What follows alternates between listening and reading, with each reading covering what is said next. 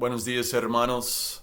Bienvenidos a la Iglesia Bíblica Latinoamericana.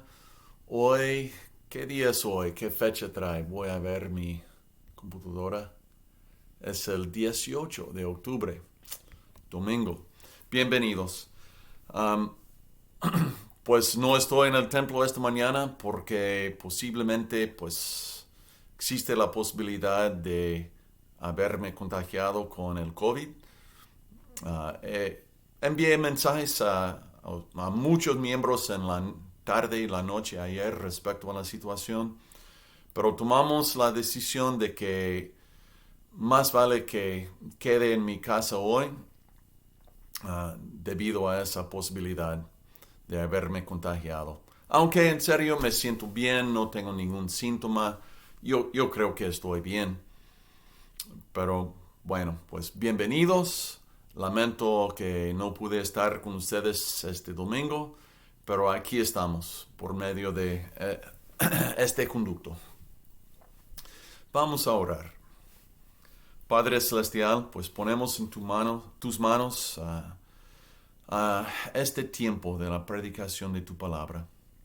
Y Padre, no puedo entrar de lleno en la predicación sin que antes levante a ti la situación de tu iglesia.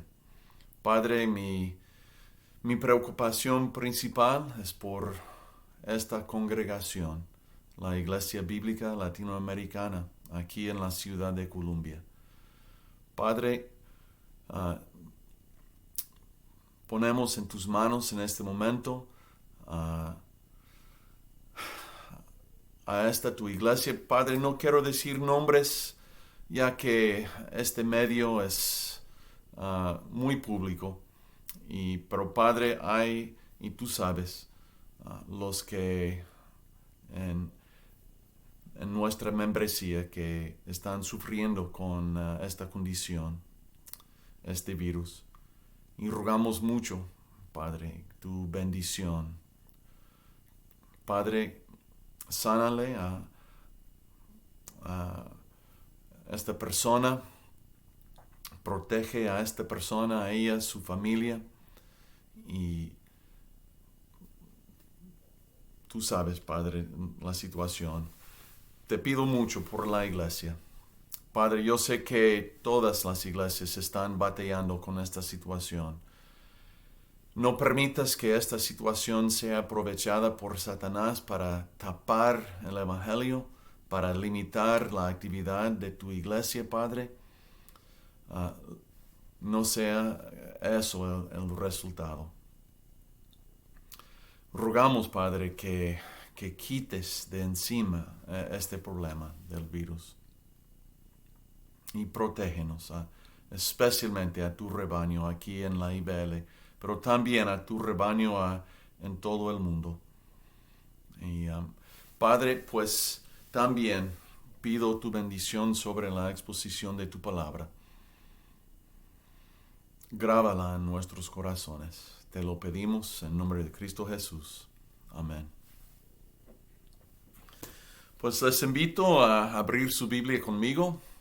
Yo voy a dar lectura a Romanos 14, del 13 al 18. Así que ya no nos juzguemos más los unos a los otros, sino más bien decidid no poner tropiezo u ocasión de caer al hermano. Yo sé y confío en el Señor Jesús, que nada es inmundo en sí mismo. Mas para el que piensa que algo es inmundo, para él lo es. Pero si por causa de la comida tu hermano es contristado, ya no andas conforme al amor. No hagas que por la comida tuya se pierda aquel por quien Cristo murió. No sea pues vituperado vuestro bien, porque el reino de Dios no es comida ni bebida, sino justicia, paz y gozo en el Espíritu Santo. Porque el que en esto sirve a Cristo agrada a Dios y es aprobado por los hombres. Muy bien. Pues a veces enfrentamos situaciones en la vida cotidiana en las que tenemos que filtrar bien cierta información para decidir qué es importante en esa situación. Es un ejemplo no muy bien, pero lo hacemos cuando leemos especialmente un periódico. Yo sé que no hacemos eso mucho en estos años debido al Internet, pero aún en los artículos en Internet no leemos todo el artículo o un email hasta. Yo soy el peor. Si alguien me envía un mail, yo leo los primeros renglones y si no encuentro algo de importancia ahí, me resulta súper difícil seguir leyendo un largo mensaje. Es decir, que ya estamos acostumbrados a filtrar y aislar lo que es lo más importante en un mensaje. Tuve otra situación.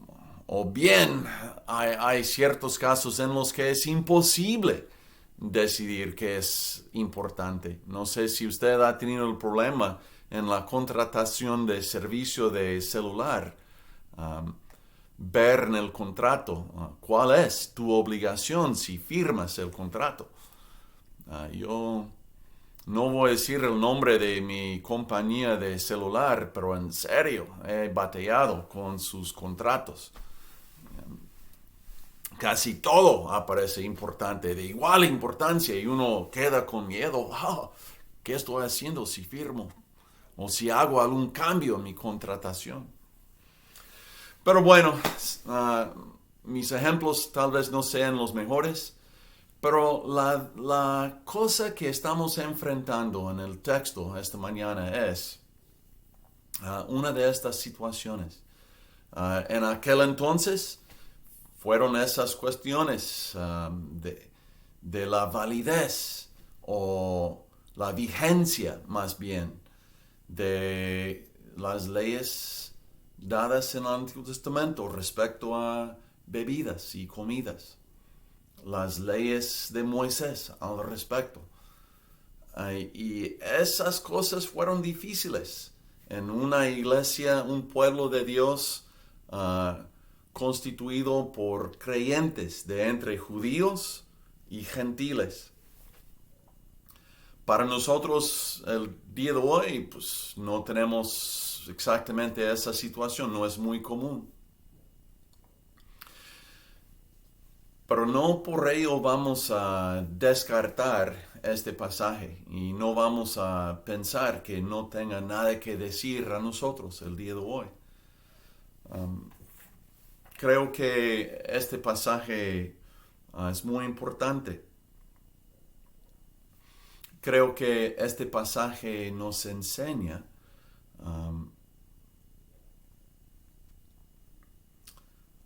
o responde a esta pregunta. ¿Cuál es la expectativa de Jesús? ¿Qué quiere Jesús? ¿Qué tipo de trato debemos dar a nuestro hermano cuando el hermano y yo tenemos convicciones distintas, diferentes? ¿Cómo hemos de tratar al hermano? ¿Qué es lo que Jesús quiere en estas situaciones? Vamos a reflexionar sobre el pasaje entonces. Y número 1, digo que tiene que haber un segundo plano. Hice una pausa para que penetraran esas palabras. Pero repito, cuando se trate de nuestras convicciones, tiene que haber un segundo plano. Es decir, que hay unas convicciones de mayor importancia y hay otras convicciones de menor importancia. Vemos eso porque en las palabras del apóstol, él dice, así que ya no nos juzguemos más los unos a los otros, sino más bien decidid no poner tropiezo o ocasión de caer al hermano. Eso de juzgar y de poner ocasión de caer o tropiezo es el lenguaje que el apóstol usó en los versículos anteriores. El que juzgaba en esos versículos era el judío creyente, cuya conciencia quedaba atada a la ley de Moisés en esas cuestiones de comida y bebida. Él juzgaba al que comía. Él condenaba al que comía y bebía esas cosas inmundas, según la ley de Moisés. Y el que ponía tropiezo era en este caso, o más bien en ese caso, el gentil, que no llevaba ese trasfondo. Para él, pues, no le daba importancia. Podía comer puerco, podía tomar bebidas o algo, y no le hacía nada en su conciencia. Vemos dos convicciones, ¿verdad?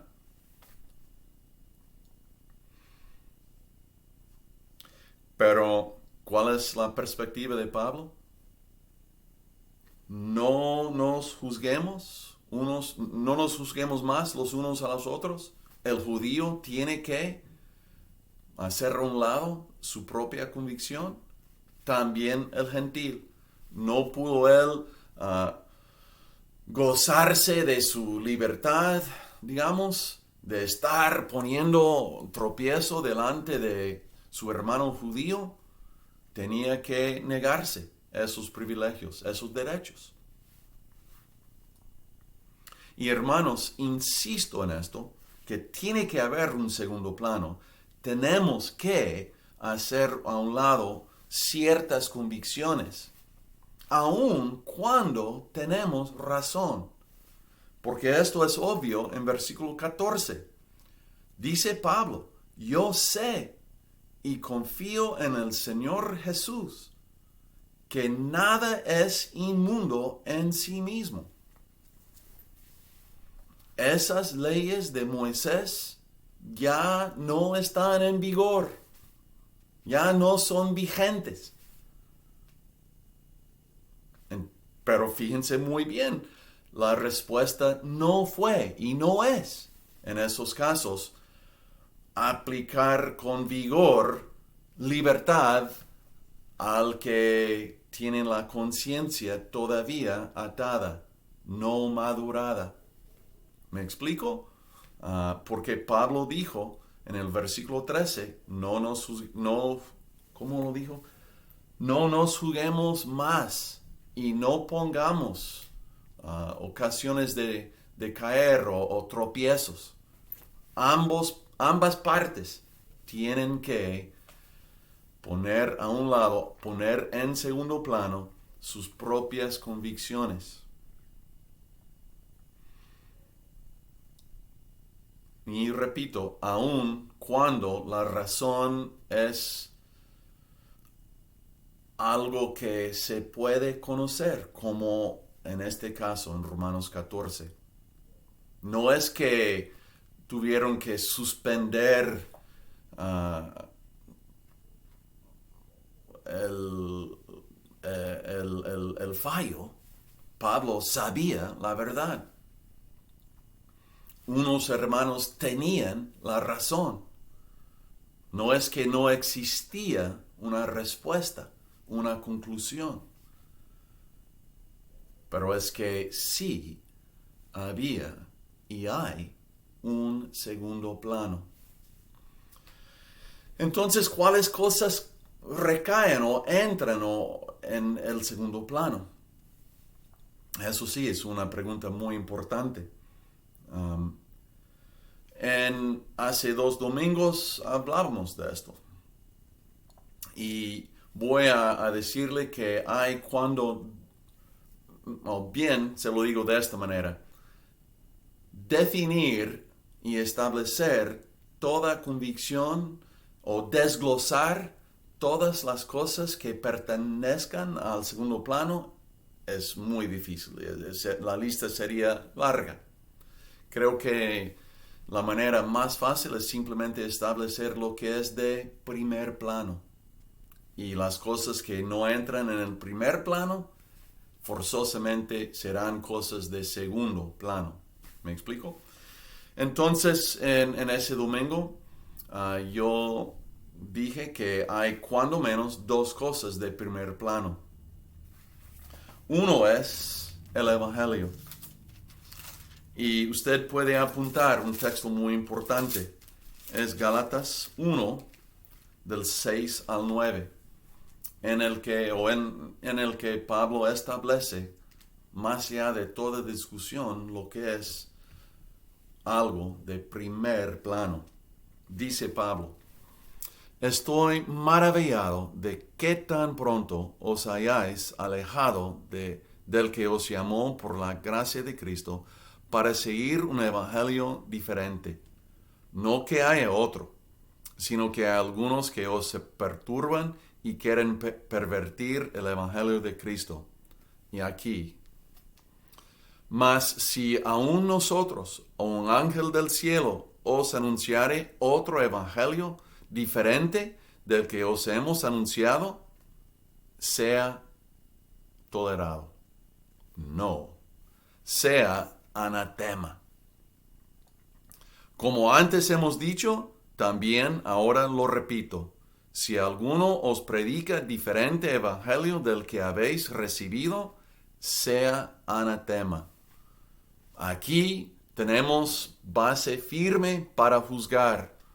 Si alguien no predica el evangelio de Cristo Jesús, justificación por la fe sin las obras de la ley, entonces no vamos a ser tolerantes. No vamos a simplemente abrir los brazos y abrazar al tal, como Pablo nos instó en Romanos 14, con respecto a la persona cuya conciencia no haya madurado a tal grado para poder comer cosas que realmente eran indiferentes. Entonces, una cosa de primer plano es el Evangelio.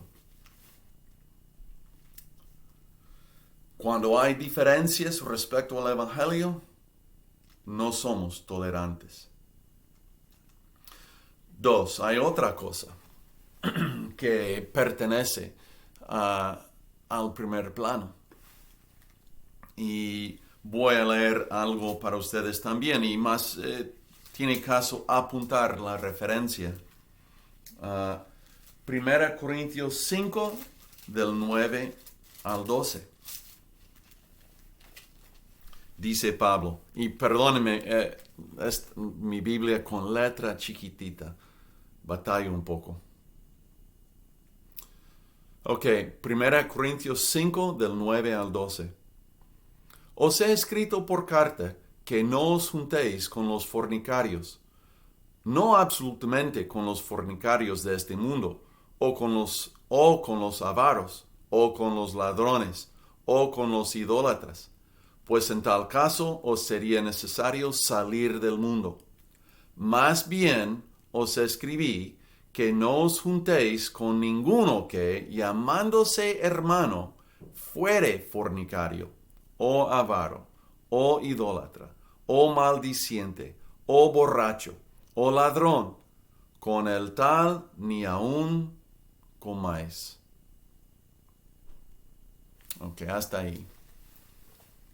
Si usted puso atención, va a ver que está fácil discernir que esto se trata de la ley moral. Los que abiertamente violan la ley moral sin el debido arrepentimiento,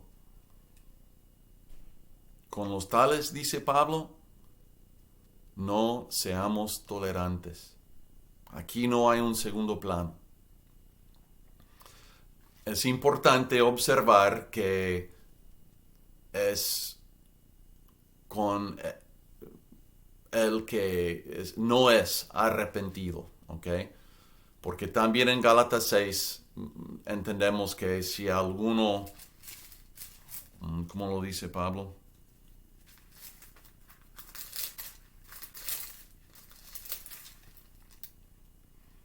Si alguno fuere sorprendido en alguna falta o pecado, vosotros que sois espirituales, restauradle. Okay. Pero bueno, lo importante aquí, y no quiero perderme, es que hay dos cosas de primer plano, cuando menos.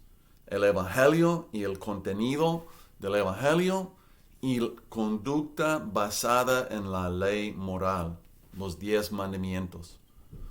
El que viola de manera no arrepentida la ley moral, pues no hay tolerancia. Claro, vamos a tratar de restaurar, vamos a tratar de inducirle al arrepentimiento, pero no vamos a aceptar ni tolerar esa conducta.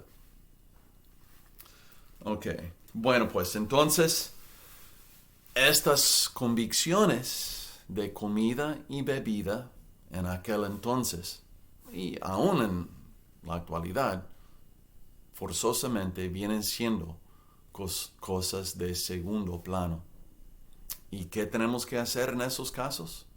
No juzgar, no condenar al que tiene convicciones distintas a las mías, a las nuestras. Tampoco vamos a estar tratando de forzar y obligar al tal a violar su propia conciencia. Eso es ponerle tropiezo o ocasión de caer. Pablo tampoco quiere que hagamos eso. Entonces, uno, tiene que haber un segundo plano. Y serán esas convicciones, aun cuando esas convicciones son correctas, bíblicas, como la de sí, poder comer esas cosas. Hay que ponerlo en su lugar correcto para luego tener fraternidad con el otro. Eso es, uno, tiene que haber un segundo plano. Dos, una cosa que tenemos que observar aquí es que el segundo plano nunca puede ser el primer plano. En el versículo Romanos 14, 17, porque el reino de Dios no es comida ni bebida.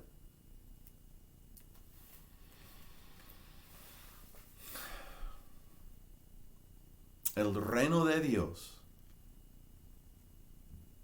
lo más importante aquí, no es forzar, obligar, exigir que nuestro hermano adopte nuestra convicción con respecto a las cosas de segundo plano.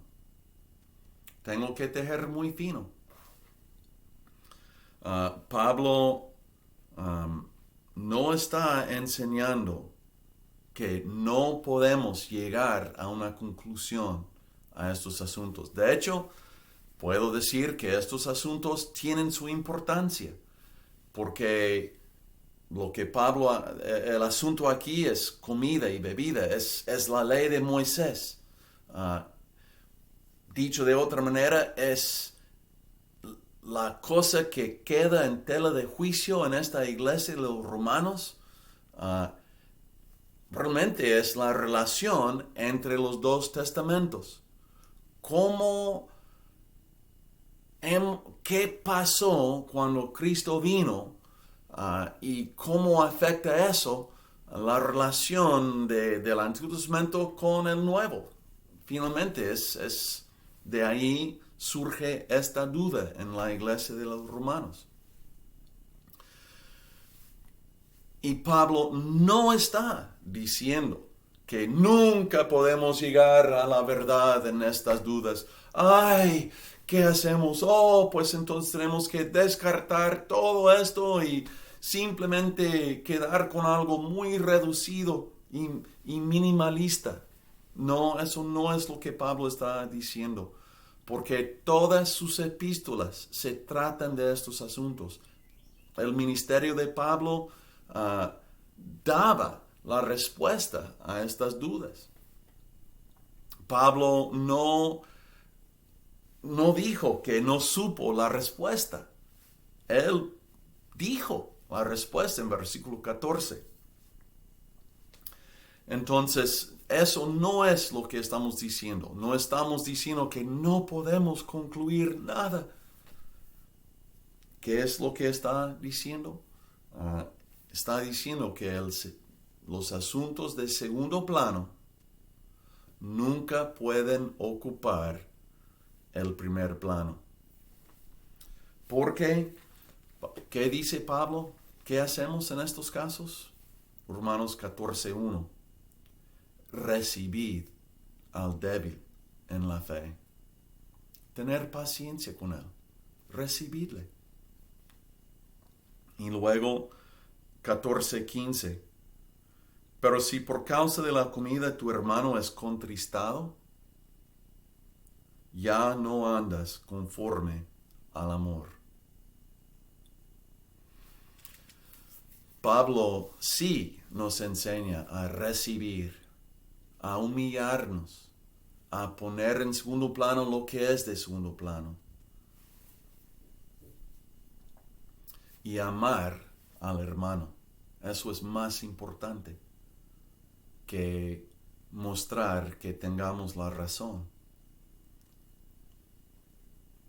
Entonces, así voy a no decir mucho en eso. ¿Tiene que haber un segundo plano? Saber las cosas de segundo plano, para eso pues simplemente vamos a tener un enfoque muy claro en lo que es primer plano. Evangelio, conducta basada en la ley moral.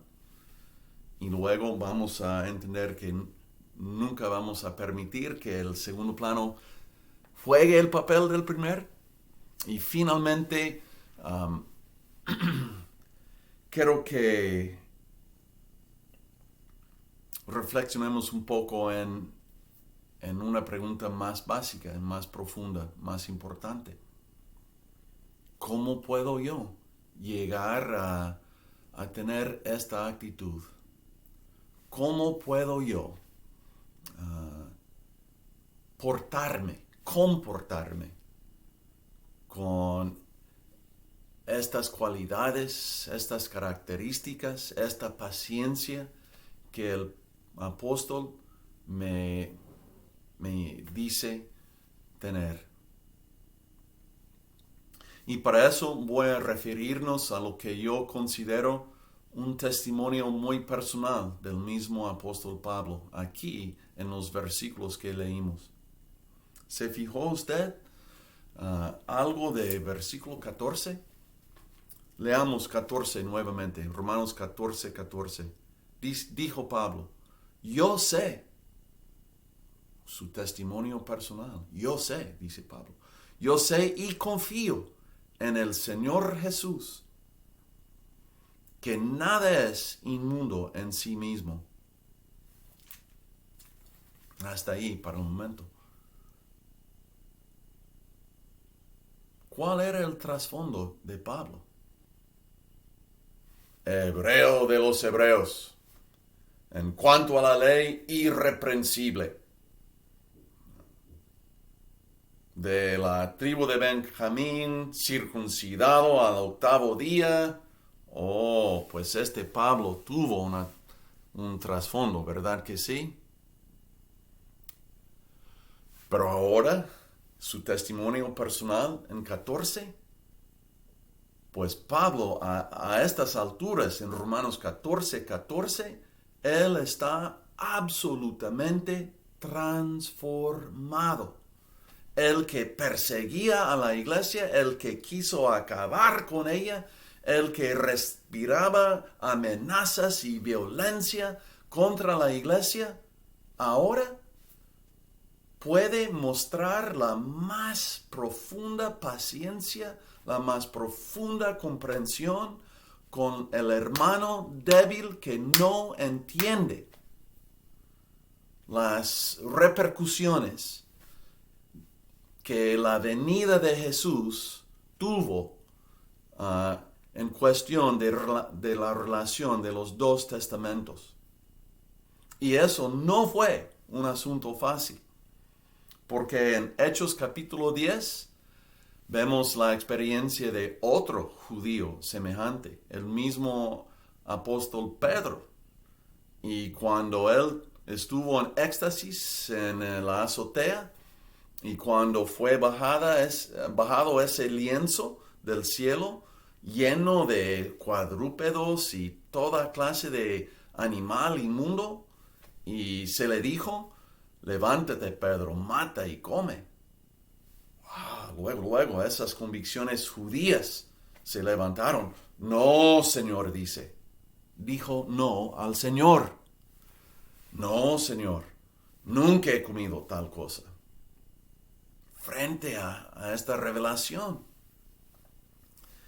fue muy difícil para Pedro.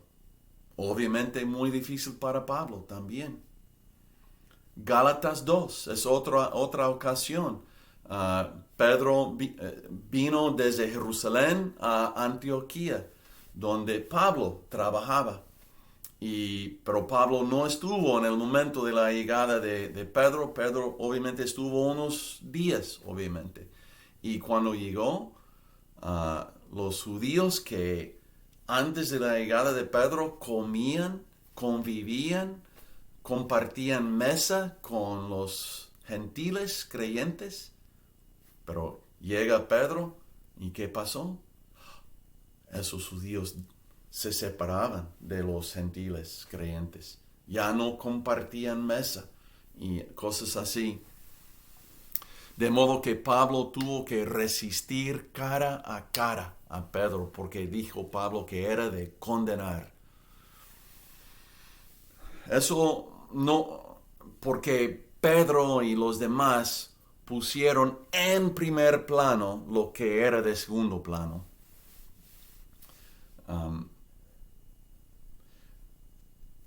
Lo que estoy tratando de decir que simplemente quiero que pongamos atención en este testimonio de Pablo. En 14:14 vemos a Pablo completamente transformado, ya no dirigido por sus convicciones anteriores, ya no atado a su trasfondo, su conducta ya liberada de esas influencias ajenas al Evangelio. Y ahora la pregunta, ¿cómo logró eso? ¿Qué es lo que hizo la diferencia para Pablo? ¿Qué es lo que permitió que Pablo pudiera ver cosas de primer plano y cosas de segundo plano? Yo creo que hay respuesta suficientemente clara aquí. 14:15. Pero si por causa de la comida tu hermano es contristado, ya no andas conforme al amor. Eso es una clave. No hagas que por la comida tuya se pierda aquel por quien Cristo murió.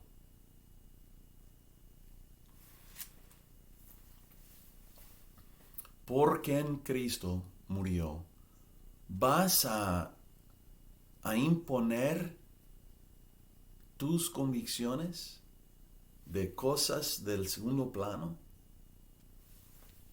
De tal modo que tu hermano se pierda por quien Cristo murió. Y eso es el detalle. Todo lo que Cristo hizo, su humillación al máximo grado. Imagínese todo lo que Cristo la segunda persona, la eterna segunda persona de la Trinidad hizo al tomar forma de siervo, al tomar para sí también nuestra naturaleza, sin dejar de ser divino. Tomó para sí nuestra naturaleza también. Hermanos, una vez que eso penetre en nuestras conciencias, una vez que percibamos toda la humillación, todo el sacrificio que tan solo la encarnación implica. Pero luego, si seguimos esa línea y ese hilo hasta la cruz, hasta la muerte de cruz,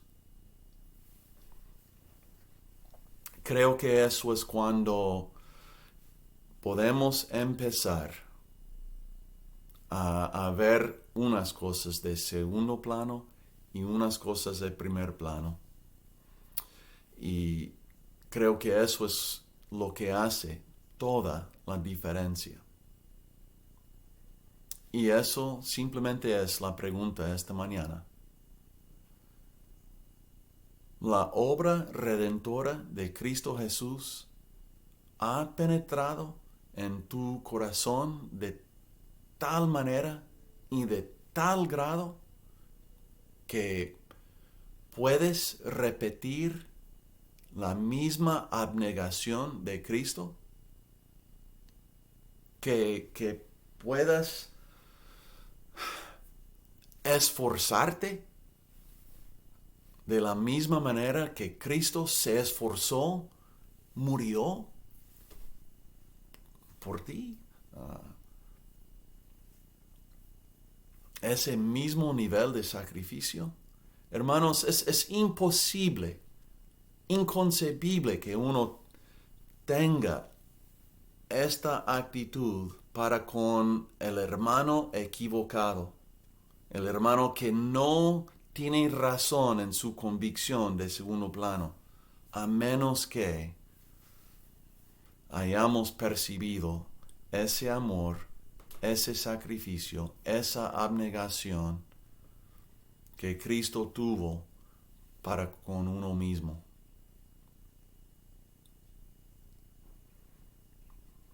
Que Dios y su Espíritu Santo haga penetrar esa conciencia en nosotros. Oremos. Padre Celestial, te damos gracias por esta oportunidad de reflexionar una vez más sobre el impacto infinito de la encarnación y crucifixión de tu propio Hijo. Te damos gracias, Padre, que no escatimaste ni a tu propio Hijo, sino que lo entregaste por todos nosotros. Padre,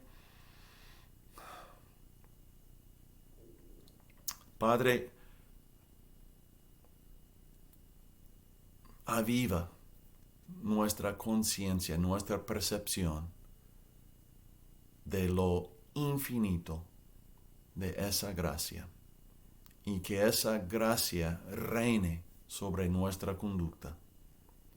Te lo pedimos en nombre de Cristo Jesús. Amén. Bueno, hermanos, sé que alargué el discurso un poco. Disculpen eso, pero que Dios les bendiga y espero verlos muy pronto. Hasta luego, hermanos.